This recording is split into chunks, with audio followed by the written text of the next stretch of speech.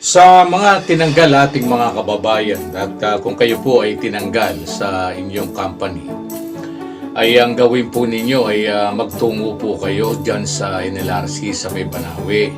Pwede po kayo mag-file ng complaint against dun sa company po ninyo. Lalong-lalo na kung napakatagal po ninyo, kung 15 years, 20 years, ay pwede po kayo magsampa ng kaso. Illegal dismissal po yan.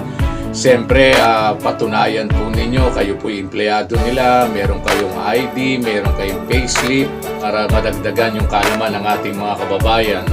Lalong-lalo na yung sa mga probinsya ay maraming tumatawag sa atin.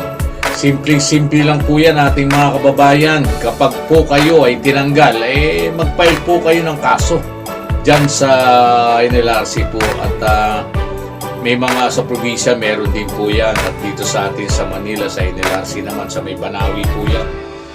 Wag po magkimkim kasi pinaghirapan po ninyo yan ating mga kababayan at ilang taong po kayo dyan nagtrabaho tapos tatanggalin kayo at wala kayong makukuha. Hindi po pwede yan kasi nasa batas po yan. Napakadali na po mag-file dyan sa NLRC. Ngayon siguro ay mabilis na yung kanilang paggulong ng kaso lalong-lalo na dun sa ating mga kababayan na tinanggal.